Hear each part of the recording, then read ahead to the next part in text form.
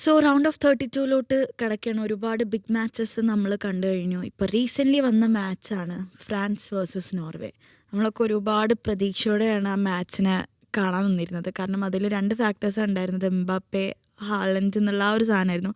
പക്ഷെ ആ ഒരു സംഭവം നമുക്ക് മിസ്സായിപ്പോയി. പക്ഷേ ഈ മാച്ചിൽ പലപ്പോഴും നമ്മളൊക്കെ എംബാപ്പയുടെ പെർഫോമൻസ് പ്രതീക്ഷിക്കുമ്പോഴും നമ്മളെ ഞെട്ടിച്ച ഒരു പ്ലെയർ ഉസ്മാൻ ഡെമ്പേലായിരുന്നു. അപ്പോൾ ആളുടെ ഒരു പെർഫോമൻസ് എങ്ങനെയായിരുന്നു ഈ മാച്ചിൽ? സ്വാഭാവികമായിട്ട് നമ്മൾ ഈ ഒരു വേൾഡ് കപ്പിലെ ഫസ്റ്റ് മാച്ച്, ഫ്രാൻസിൻ്റെ ഫസ്റ്റ് മാച്ച് എടുക്കാം. സെനഗലിനെതിരെയുള്ള മത്സരത്തിൽ ഡെമ്പലേക്ക് കാര്യമായി ഒന്നും ചെയ്യാൻ പറ്റിയിട്ടില്ല. അപ്പോൾ ആ ഒരു മത്സരശേഷം കുറേ ഫോറിൻ മീഡിയാസൊക്കെ ഡെമ്പലയെ വിമർശിച്ചുകൊണ്ടൊരു സാധനം വന്നു. അതായത് സ്വന്തം പൊസിഷനിൽ മാത്രമാണ് അയാൾ സേഫ്, എല്ലാ പൊസിഷനിലും മാറി കളിപ്പിക്കുമ്പോൾ കോച്ചിൻ്റെ ടാറ്റിക്സ് അനുസരിച്ച് പൊസിഷൻ മാറ്റുമ്പോൾ ഡെമ്പലേക്ക് ഒന്നും ചെയ്യാൻ പറ്റുന്നില്ല, അയാൾ വെറും ഗോസ്റ്റായി പോവുകയാണെന്നുള്ളൊരു രീതിയിലൊരു നരേറ്റീവ് വന്നിരുന്നു. പക്ഷേ ഞാൻ ഈ ഒരു മത്സരം കഴിയുമ്പം ആ നരേറ്റീവൊക്കെ മാറും. ഇപ്പോൾ ഡെമ്പലെ പറയുണ്ടാവും, ഒരു ബാലൻഡിയോർ ഞാൻ അടിച്ചത് വെറുതെ അല്ല, എനിക്ക് കളിക്കാൻ അറിയാം. അതായത് സോണിൽ കിട്ടുമ്പോഴാണ് എല്ലാ പ്ലേയേഴ്സും അവരുടെ ഏറ്റവും മാക്സിമം പൊട്ടൻഷ്യൽ പുറത്തെടുക്കുക എന്നുള്ളത് ബേസിക് ആയിട്ടുള്ള കാര്യമാണ്. അപ്പം നന്നായി കളിക്കാൻ ഡെമ്പലിനെ കൊണ്ട് പറ്റി. ഒരു ഹാട്രിക്ക് നേടി, അത് 30-31 മിനിറ്റിനുള്ളിൽ ഹാട്രിക്ക് നേടുക. ആൻഡ് ആ ഗോളുകൾ നോക്കണം, സിമ്പിളായിട്ടുള്ളൊരു ടാപ്പിൻ ഗോളോ ഒരു പെനാൽറ്റിയോ ഒരു സെറ്റ് പീസ് എന്നുള്ള ഗോളോ ഒന്നുമല്ല. എല്ലാം നല്ലൊരു കിടിലൻ ഫിനിഷ്, എല്ലാം ഒന്നിനൊന്നിന് മെച്ചം. ഏതാണ് ഏറ്റവും മികച്ചതെന്ന് ഡെമ്പലേക്ക് പോലും ഒരുപക്ഷെ ഉത്തരം പറയാൻ പറ്റില്ല. കാരണം എല്ലാം സിമിലറാണ്, ഒരേ ടൈപ്പ് ഓഫ് ഷോട്ടുകളാണ്, ഒരേ ടൈപ്പ് ഓഫ് ആംഗിളുകളാണ്. നമ്മൾ പറയും പോലെ റീപ്ലേകൾ പോലെ തന്നെ തോന്നിപ്പിക്കുന്ന രീതിയിലുള്ള 3 ഗോളുകളാണ്. അപ്പോൾ ഈ ഡെമ്പലയുടെ ഗോളും അതേപോലെ ഈ ഒരു ഫ്രാൻസിൻ്റെ വിന്നൊക്കെ നമ്മൾ സെലിബ്രേറ്റ് ചെയ്യുമ്പോൾ നമ്മൾ ശ്രദ്ധിക്കേണ്ട ഒരു കാര്യം ഫ്രാൻസിൻ്റെ അറ്റാക്കിങ്ങിൻ്റെ ഡെപ്താണ്. അതായത് കഴിഞ്ഞ 2 മത്സരത്തിലെ മാൻ ഓഫ് ദ മാച്ച് ആയിട്ടുള്ള ഒലീസെ, അല്ലെങ്കിൽ കഴിഞ്ഞ 2 മത്സരത്തിലും ഗോളുകൾ ക്രിയേറ്റ് ചെയ്ത ഒലീസെ ഈ മത്സരത്തിൽ ഒരൊറ്റ അസിസ്റ്റ് പോലും കൊടുക്കേണ്ടി വന്നിട്ടില്ല. കഴിഞ്ഞ 2 മത്സരത്തിലും അവർക്ക് വേണ്ടി ഗോൾ അടിച്ച എംബാപ്പയ്ക്ക് ഒരൊറ്റ തവണ പോലും ഗോൾ അടിക്കാൻ പറ്റിയിട്ടില്ല. എന്നിട്ടും ഫ്രാൻസ് 4 ഗോളിൽ മത്സരം ജയിക്കുകയാണ്. അതായത് ഫ്രാൻസിൻ്റെ പ്രധാനപ്പെട്ട 2 പ്ലേയേഴ്സ്, അല്ലെങ്കിൽ നമ്മൾ പറഞ്ഞൊരു കെമിസ്ട്രി ഉള്ള ഒരു കോമ്പിനേഷനുള്ള 2 പ്ലേയേഴ്സ് മാറിയിരുന്നിട്ടും ഫ്രാൻസ് ഗോൾ അടിക്കുന്നു, അത് 4 ഗോളൊക്കെ അടിക്കുന്നു, മത്സരം വിജയിക്കുന്നു എന്ന് പറയുമ്പോൾ നമ്മൾ ആദ്യം മുതലേ പറയുന്നത് തന്നെയാണ് ഫ്രാൻസിൻ്റെ അറ്റാക്ക് അത്രയും സ്ട്രോങ് ആണ്. തുടർന്ന് അങ്ങോട്ടേക്കുള്ള മത്സരത്തിൽ ഏത് ടീം മുന്നിൽ വരുമ്പോഴും ഫ്രാൻസിൻ്റെ ഏറ്റവും വലിയ ധൈര്യം ഈ അറ്റാക്കായിരിക്കും. എത്ര വേണമെങ്കിലും ഞങ്ങൾ സ്കോർ ചെയ്യാം, നിങ്ങൾ ഇങ്ങോട്ട് അടിച്ചാൽ ഞങ്ങൾ അതിന് തിരിച്ചടിക്കുമെന്നുള്ളൊരു മൈൻഡ് സെറ്റ് അവർക്ക് സ്വാഭാവികമായിട്ടുണ്ടാവും. ആ അറ്റാക്കിനെ പേടിച്ചായിരിക്കും എതിര് വരാൻ പോകുന്ന എല്ലാ ടീമും കളിക്കാനുള്ള സാധ്യത. ഇപ്പോൾ ഈ പറഞ്ഞ സംഭവം ഉണ്ടല്ലോ, അതായത് ഒലീസെ ഒരു അസിസ്റ്റ് പോലും കൊടുത്തില്ല. നമ്മൾ ഈ വേൾഡ് കപ്പ് തുടങ്ങുന്നത് മുതലേ നമ്മൾ പറയുന്ന ഒരു സംഭവമാണ് ഫ്രാൻസിൻ്റെ അറ്റാക്കേഴ്സ്, ഇവരുടെ ആ ഒരു സ്ക്വാഡ് ഡെപ്ത് എന്ന് പറയുന്നത്. അതായത് മുമ്പിലിരിക്കുന്ന 3 പ്ലെയറെ മാറ്റി വേറൊരു 3 പ്ലെയർ ഇറക്കാൻ നിന്ന് കഴിഞ്ഞാൽ പോലും അവർക്ക് അത്രയും സ്ക്വാഡ് ഡെപ്ത് ഉണ്ടെന്നുള്ളൊരു സംഭവമാണ് ഫ്രാൻസിനെ ഈ ഒരു വേൾഡ് കപ്പിൽ അവരുടെ അഡ്വാൻറ്റേജ്. ഈ വേൾഡ് കപ്പിലല്ല, കുറച്ച് കാലങ്ങളായിട്ട് അവരുടെ ഒരു അഡ്വാൻറ്റേജ് അത് തന്നെയാണ്. അപ്പോൾ എങ്ങനെ കാണുന്നു ഈ ഫ്രാൻസിൻ്റെ ഒരു അറ്റാക്കിംഗ് സൈഡിനെ? എത്രത്തോളമാണ് ഈ ഡെപ്ത് അവർക്ക് ഈ ഒരു ജേർണിയിൽ 2026 വേൾഡ് കപ്പ് ജേർണിയിൽ എത്രത്തോളം അത് ഉപകാരപ്പെടും? ഈ പറഞ്ഞ പോലെ ഇവരുടെ അറ്റാക്ക് സ്ട്രോങ് ആണ്, പക്ഷേ എനിക്ക് ഡിഫൻസിൽ കുറച്ച് വൾണറബിലിറ്റി തോന്നി ഇന്നലെ മത്സരത്തിൽ. ഈ നോർവേ അവരുടെ ഒരു സെക്കൻഡ് ടീമാണ് ഇറങ്ങിയതെങ്കിലും 2ാം പകുതിയിൽ അവർക്ക് അത്യാവശ്യം അവസരങ്ങൾ ഉണ്ടാക്കിയെടുക്കാൻ സാധിച്ചിരുന്നു, അത്യാവശ്യം പ്രസ് ചെയ്യാനൊക്കെ സാധിച്ചിരുന്നു. പക്ഷേ ഈ പറഞ്ഞ പോലെ എത്ര വഴങ്ങിയാലും എത്ര വണ്ണം ഗോൾ അടിക്കാൻ പറ്റിയൊരു അറ്റാക്ക് ഉണ്ട് അവർക്ക്. ഇന്നലത്തെ മത്സരത്തിൽ എംബാപ്പെ അടിച്ചില്ലെങ്കിൽ എംബാപ്പെ 2 അസിസ്റ്റ് നൽകി. ഡുവെ അദ്ദേഹത്തിൻ്റെ ഫസ്റ്റ് ഗോൾ അടിച്ചു. പിന്നെ ഡെമ്പലെ ഫോമിലല്ല എന്നുള്ളൊരു സംഭവം ഉണ്ടായിരുന്നു. പക്ഷേ ഡെമ്പലെ ഇപ്പോൾ ഫോമിലേക്ക് വന്നിട്ടുണ്ട്. അപ്പോൾ ഇനിയുള്ള മത്സരങ്ങളിൽ ഇപ്പോൾ ഈ പറഞ്ഞ പോലെ അടുത്ത റൗണ്ടിൽ സ്വീഡനാണ് വരുന്നത്. അത് കഴിഞ്ഞാൽ സ്വീഡൻ്റെ കൂടെ ജയിക്കുകയാണെങ്കിൽ പിന്നെ ജർമ്മനി അപ്പുറത്ത് ജയിക്കുകയാണെങ്കിൽ ജർമ്മനിയുടെ കൂടെ വരാൻ പോകണം. അപ്പോൾ ഇനിയുള്ള മത്സരം ടഫാണ്. ഇനിയുള്ള മത്സരത്തിൽ ഇവർക്ക് കോൺഫിഡൻസ് ആണ്. ഈ പറഞ്ഞ പോലെ ഡെമ്പലെ ഫോമിലാവുന്നുണ്ട്, അതേപോലെ എംബാപ്പെ ഫോമിലാണ്. ഒലീസ് ഈ ഒരു മത്സരത്തിൽ മാത്രമാണ് അസിസ്റ്റൊന്നും നൽകാണ്ടിരുന്നത്, പക്ഷേ ഇനിയുള്ള മത്സരങ്ങളിൽ നൽകുന്ന നമുക്ക് ഉറപ്പാണ്. ഒലീസ് ഡുവെ ഫസ്റ്റ് ഗോൾ അടിച്ചു, ഇനി ആ ചെറുക്കിയും കൂടിയും ഒന്നുകൂടി ഫോമായി കഴിഞ്ഞാൽ മൊത്തം ടീമും ഇപ്പോൾ സെറ്റായി എന്ന് പറയാൻ വേണമെങ്കിൽ. ഓക്കെ, ഇപ്പോൾ നമ്മൾ പറഞ്ഞത് ഡിഫെൻസിലെ വൾണറബിലിറ്റി നോർവേ നന്നായിട്ട് കളിച്ചു എന്നുള്ളതാണ്. ഞാൻ ഫസ്റ്റ് തുടങ്ങിയത് ഈ ഒരു എലമെൻറ്റിലാണ്. അതായത് നമ്മൾ പ്രതീക്ഷിച്ചതൊരു ഹാളൻഡ് എംബാപ്പെ എന്നുള്ള ആ ഒരു സാധനം വരും എന്നുള്ളത് നമുക്ക് കാണാൻ സാധിച്ചില്ല. ഹാളൻഡ് മാറ്റി എന്നുള്ളത് ശരിയാണ്, പക്ഷേ നോർവേയുടെ മൊത്തം സ്ക്വാഡ് എടുത്ത് നോക്കുകയാണെന്നുണ്ടെങ്കിൽ ആ ഒരു ചേഞ്ച് മാത്രമല്ല കോച്ച് വരുത്തിയിട്ടുള്ളത്. എനിക്ക് തോന്നുന്നു ഏകദേശം 10ഓളം ചേഞ്ച് ആ ഒരു സ്ക്വാഡിൽ വരുത്തിയിട്ടുണ്ട്.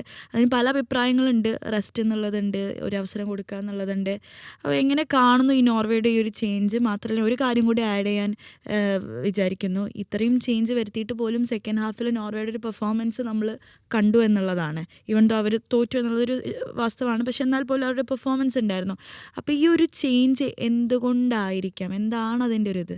അതായത് സ്വാഭാവിക നമുക്ക് ഈ ഒരു വേൾഡ് കപ്പിൻ്റെ സ്ട്രക്ചറിൽ ഓൾറെഡി അറിയാം എങ്ങനെയാണ് ബ്രാക്കറ്റ്സ് വരാൻ പോകുന്നത് എന്നുള്ളത്. ഇപ്പോൾ ഈ ഒരു ടൂർണമെൻറ്റിൻ്റെ ഒരു സ്ട്രക്ചർ പ്രകാരം ഈ ഗ്രൂപ്പിൽ ഫസ്റ്റ് ആയാലും സെക്കൻഡ് ആയാലും ഏതാണ്ട് ഈക്വലി കളിക്കുന്ന 2 ഓപ്പണൻസ് ആണ് വരാൻ സാധ്യത. ഒന്നുകിൽ ഐവറി കോസ്റ്റ് വരും, അല്ലെങ്കിൽ സ്വീഡൻ വരും. അത് ഫസ്റ്റ് ആണോ സെക്കൻഡ് ആണോ എന്നുള്ളതിനനുസരിച്ച് അങ്ങോട്ടും ഇങ്ങോട്ടും മാറാനുള്ള സാധ്യതകളാണ് നിലവിലുള്ളത്. അപ്പോൾ നോർവേയുടെ ഒരു കോച്ച് ബേസിക്കലി ചിന്തിക്കാനുള്ള സാധ്യത എന്ന് വെച്ചാൽ മൊത്തം പ്ലെയേഴ്സിനെ ഇറക്കി കളിച്ചിട്ട് ഈ മത്സരത്തിൻ്റെ റിസൾട്ട് കൊണ്ട് ഗ്രൂപ്പ് ചാമ്പ്യന്മാരായതുകൊണ്ട് കാര്യമായ അഡ്വാൻറ്റേജുകളൊന്നുമില്ല. നമ്മൾ ചില ഗ്രൂപ്പുകളിലെ ചാമ്പ്യന്മാർക്ക് കമ്പാരിറ്റീവ്ലി തേർഡ് പ്ലേസ്ഡ് ടീമിനെ കിട്ടും, ഒരു വീക്കായിട്ടുള്ള ഏതെങ്കിലും ഒരു ടീമിനേക്ക് ചിലപ്പം കിട്ടുക. അപ്പോൾ അത്തരത്തിലുള്ള സാധ്യതകളുടെ മുന്നിലുണ്ടെങ്കിലും ഈ ചാമ്പ്യൻ പട്ടത്തിലേക്ക് അപ്പുറത്തേക്ക് എല്ലാ പ്ലെയേഴ്സിനെയും പരീക്ഷിക്കാനൊരു അവസരം ഇനി നോക്കൗട്ടിൽ കിട്ടൂല. ഈ ഗ്രൂപ്പ് സ്റ്റേജിൽ അവസാന മത്സരത്തിലാണ് കിട്ടുക. നമ്മൾ ഈ ഒരു മത്സരത്തിലേക്ക് വരുമ്പം 2 മത്സരവും വിജയിച്ചിട്ടാണ് നോർവേ നിൽക്കുന്നത്. പൊതുവിലെ ടീമുകൾക്ക് പരീക്ഷ നടത്താൻ പറ്റുന്ന ഒരു സേഫ് സൈഡാണത്. 6 പോയിൻ്റ് എന്നുള്ളത് ഓൾറെഡി ക്വാളിഫൈ ചെയ്തു എന്നുള്ളത് ഇതിൻ്റെ ഒരു മാർക്കാണ്. ഈ 6 പോയിൻറ്റോട് കൂടി ഒരു ടീം പുറത്തേക്ക് പോകില്ല നിലവിലെ സിനാരിയോ വെച്ചിട്ട്. കാരണം അറ്റ്ലീസ്റ്റ് 3-ാം സ്ഥാനക്കാരും കയറുന്ന ഒരു ക്വാളിഫിക്കേഷൻ സിനാരിയോ ആയതുകൊണ്ട് തന്നെ 6 പോയിന്റുള്ളൊരു ടീം എങ്ങനെയായാലും അടുത്ത റൗണ്ടിലേക്ക് മുന്നേറുമെന്നുള്ള ഉറപ്പാണ്. ഇവിടെ ഈ ഗ്രൂപ്പിൽ ഫസ്റ്റ് പ്ലേസോ സെക്കൻഡ് പ്ലേസോ എന്നുള്ളൊരു കൺഫ്യൂഷൻ മാത്രമേ നിലനിന്നിട്ടുണ്ടായിരുന്നു. അപ്പോൾ അതുകൊണ്ട് തന്നെ കോച്ചിന് ഇതൊരു പരീക്ഷണാവസരമാണ് തൻ്റെ ടീമിൽ ഈ വേൾഡ് കപ്പ് കളിക്കാനൊക്കെ. കാരണം ഒരു 28 വർഷത്തോളം പുറത്തിരുന്നിട്ട് വരുന്നൊരു ടീമാണ്. അതായത് കഴിഞ്ഞ വർഷമൊക്കെ സ്കോട്ട്ലൻഡ് പ്ലേയേഴ്സ് പല പ്ലേയേഴ്സിനും ഇപ്പം നിലവിൽ എന്ത് ചെയ്യാൻ പറ്റില്ല. ഈ ഒരു വേൾഡ് കപ്പ് ആണ് അവർക്ക് ഒരു പക്ഷേ അവരുടെ ഒരു കഴിവ് തെളിയിക്കാനുള്ള അവസരം. അവർ ഏറ്റവും നന്നായി കളിച്ചുകൊണ്ടിരിക്കുന്ന ഒരു കാലഘട്ടത്തിൽ വേൾഡ് കപ്പിലേക്ക് ക്വാളിഫൈ ചെയ്തിട്ട് അന്ന് കളിക്കാൻ പറ്റിയില്ല എന്നുള്ളൊരു തോന്നൽ വരും പല പ്ലേയേഴ്സിനും. അതുകൊണ്ട് തന്നെ മെയിൻ താരങ്ങളൊക്കെ പുറത്തിരുത്തി അവർക്ക് ആവശ്യമായ റെസ്റ്റ് കൊടുത്ത് അടുത്ത റൗണ്ടിലേക്ക് സേഫാക്കി നിർത്തുക എന്നുള്ളതുണ്ട്. അത് യെല്ലോ കാർഡിൻ്റെ കൺസേൺസ് ഉണ്ടാവും, കാര്യമായ പരിക്കുകളുടെ പേടി ഉണ്ടാവും, മാച്ച് ഫിറ്റ്നസിൻ്റെ കാര്യങ്ങളുണ്ട്. അപ്പോൾ ഇതൊക്കെ പരിഗണിച്ചുകൊണ്ട് തന്നെ ഈ താരങ്ങളെ റെസ്റ്റ് ചെയ്യുകയും പുതിയ താരങ്ങൾക്ക് അല്ലെങ്കിൽ ഇതുവരെ അവസരം കിട്ടാത്ത താരങ്ങൾക്ക് അവസരം നൽകുകയും ചെയ്യുക എന്നുള്ളതാണ് കോച്ച് ഉദ്ദേശിച്ചിട്ടുള്ളത്. അത് ഫസ്റ്റ് ഹാഫിൽ അവർ 3 ഗോൾ കൺസീഡ് ചെയ്തു എന്നുള്ളത് ഒരു വലിയ ഒരു പ്രശ്നമാണെങ്കിൽ കൂടി 2ാം പകുതിയിൽ അവർക്ക് നന്നായി കളിക്കാൻ പറ്റി എന്നുള്ളത് അതുവരെ ഇറങ്ങിയ പ്ലേയേഴ്സ് അല്ലെങ്കിൽ ആ സമയത്ത് കളിച്ച പ്ലേയേഴ്സിന് ഒരു ഭയങ്കര പോസിറ്റീവാണ്. ആ പോസിറ്റീവ് നോട്ടും വെച്ചിട്ടാണ് അവർ അടുത്ത മത്സരത്തിലേക്ക് പോവുക. അപ്പോൾ സ്വാഭാവികമായിട്ടും അവർക്കൊരു സാഹചര്യം വരണം, ഒരു പരിക്ക് വരികയാണ് അല്ലെങ്കിൽ സബ്സ്റ്റിറ്റ്യൂഷൻ വരുമ്പം ഇന്ന് ഇറങ്ങിയ താരങ്ങളൊക്കെ തന്നെ ആയിരിക്കും സബ്ബായിട്ട് വരാനുണ്ടാവുക. അപ്പോൾ സബ്ബായിട്ട് വരുമ്പോൾ അവർക്ക് എന്ത് ചെയ്യാം, അവർക്ക് പെർഫോം ചെയ്യാൻ പറ്റുമെന്നുള്ളൊരു ധൈര്യം ഉണ്ടാവും, ഉള്ളിലൊരു കോൺഫിഡൻസ് ഉണ്ടാവും. അതിലപ്പുറത്തേക്ക് ഫ്രാൻസിൻ്റെ ടീമിനെ ഒരിക്കലും അണ്ടർസ്റ്റിമേറ്റ് ചെയ്യൂല നോർവേയുടെ പരിശീലകൻ. കാരണം അയാൾക്കറിയാം ഫ്രാൻസ് എത്രത്തോളം ശക്തരാണെന്നുള്ളത്. അപ്പോൾ ഈ ഒരു ടീമിനെതിരെ അവരുടെ ഫുൾ സ്ക്വാഡിനെ ഇറക്കി ആ മത്സരം ഇതേ ഒരു സ്കോർ ലൈനിലോ അല്ലെങ്കിൽ ശക്തമായൊരു സ്കോർ ലൈനിൽ തോൽക്കുകയാണ് നമ്മൾ കൺസിഡർ ചെയ്യാം. ഫുട്ബോളാണ്, എന്ത് വേണമെങ്കിലും സംഭവിക്കാം എന്നൊക്കെ ഉള്ളത് ശരിയാണെങ്കിലും അഥവാ നോർവേ ഒരു വലിയൊരു മാർജിനിൽ തോൽക്കുകയാണെങ്കിൽ അത് ആ ഫസ്റ്റ് ടീമിന്, സോ കോൾഡ് ഫസ്റ്റ് 11-ന് ഭയങ്കരമായിട്ട് ഡാമേജ് ചെയ്യപ്പെടും.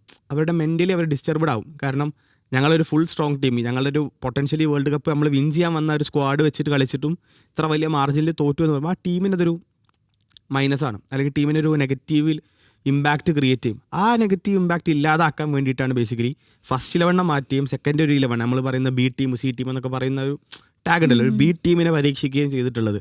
അപ്പോൾ ഈ ഒരു മത്സരം തോൽക്കുമ്പോൾ തോറ്റാലും അല്ലെങ്കിൽ പെർഫോം ചെയ്യാൻ പറ്റിയിട്ടില്ലെങ്കിലും അവരുടെ ഒരു ഫസ്റ്റ് ടീം പുറത്തിരിക്കുന്നുണ്ട്. അവർക്കൊരു ധൈര്യമുണ്ട്, ഞങ്ങൾ കളിച്ച കളികളൊക്കെ വിജയിച്ചിട്ടുണ്ട്, ഞങ്ങൾ കളിച്ച കളികളൊക്കെ നമ്മൾ നന്നായി സ്കോർ ചെയ്തിട്ടുണ്ട്. അപ്പോൾ നമ്മൾ അടുത്ത മത്സരത്തിൽ ഇറങ്ങുമ്പോൾ നമുക്ക് ആ ഒരു മെൻറ്റാലിറ്റിയോട് കൂടി കളിക്കാൻ പറ്റുന്നുള്ളൊരു ധൈര്യം ഉണ്ടാവും. അതുകൊണ്ട് തന്നെ പ്ലെയേഴ്സിൻ്റെ മെൻ്റൽ ആൻഡ് ഫിസിക്കൽ കംഫേർട്ടാണ് പരിശീലന പ്രഥമ പരിഗണന കൊടുത്തിട്ടുള്ളത്, അല്ലാതെ പോയിന്റ് ടേബിൾ സ്ഥാനത്തിനല്ല. കാരണം പോയിന്റ് ടേബിൾ സ്ഥാനം കൊണ്ടല്ല മുന്നോട്ടേക്കുള്ള പോക്ക് തീരുമാനിക്കപ്പെടുക എന്നുള്ളതാണ്. ഈ കോച്ച് പറഞ്ഞില്ലേ we are ready to go as far as we can എന്നുള്ളതാണ് ഈ മാച്ച് കഴിഞ്ഞിട്ട് നോർവേയുടെ കോച്ച് പറഞ്ഞത്. അപ്പം അതന്നെയാണ് അവരുടെ ഇൻറ്റൻറ്റ്. എത്രയോ ദൂരം പോകാൻ പറ്റും അത്രയും ദൂരം പോവുക എന്നുള്ളത്, അതായത് ടേബിൾ ടോപ്പർ ആവുക എന്നുള്ളതല്ല. അതുപോലെ തന്നെ എനിക്ക് തോന്നുന്നു ഇപ്പോൾ ഇന്നലത്തെ മാച്ചിൽ ഇപ്പോൾ ആ ഒരു സെക്കൻഡ് ടീമിനെ ഇറക്കിയത് കൊണ്ടാണ് ഓസ്കർ ബോബിൻ്റെ ത്രൂ ഔട്ടുള്ള പെർഫോമൻസ് കണ്ടത്, ആസ്കാർഡിനൊരു ഗോൾ ലഭിച്ചത്. ആസ്കാർഡ് എന്നുള്ള പ്ലെയറൊക്കെ ഇനി ഫുൾ ടീം വരുമ്പോൾ എത്ര നേരം കളിക്കുമെന്ന് പോലും നമുക്ക് അറിയില്ല. അപ്പോൾ അദ്ദേഹത്തിനൊരു ഗോൾ കിട്ടുക പറഞ്ഞാൽ അദ്ദേഹത്തിൻ്റെ ആ കോൺഫിഡൻസിന് അത്രയും ബൂസ്റ്റാണ്. ഓസ്കർ ബോബ് ഒരു നല്ല ചാൻസ് കിട്ടി അദ്ദേഹത്തിന് ഗോളാക്കാൻ പറ്റിയില്ല, പക്ഷെ ഒരു പെനാൽറ്റി നേടിയെടുത്തു.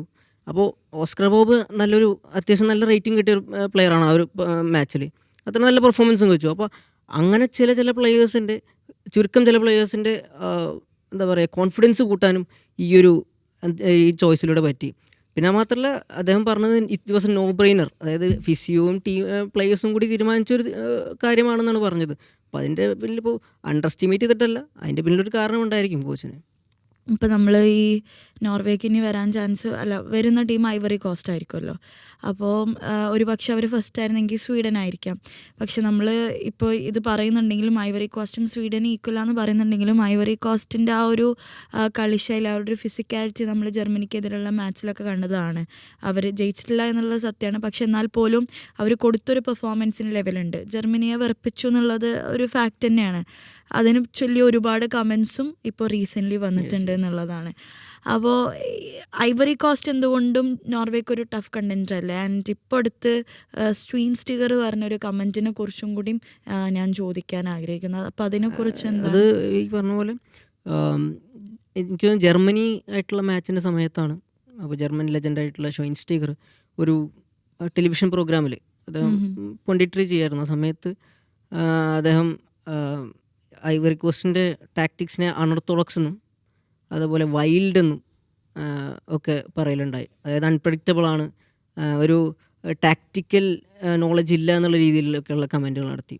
അപ്പോൾ അതിന് ഈ പറഞ്ഞ പോലെ പല ജേർണലിസ്റ്റുകളും പല എന്താ പറയുക ഫാൻസൊക്കെ സോഷ്യൽ മീഡിയയിലൊക്കെ പറയലുണ്ടായി. ഇത് ഒരു പണ്ട് കാലത്തുള്ളൊരു ചിന്താഗതിയാണിത്. ഇപ്പോഴത്തെ ആഫ്രിക്കൻ ഫുട്ബോൾ അങ്ങനെയല്ല. ഓൾറെഡി അത് വളരെ ഡെവലപ്ഡ് ആണ്, ടാക്റ്റിക്കലി ബ്രില്യൻ്റ് ആണ്.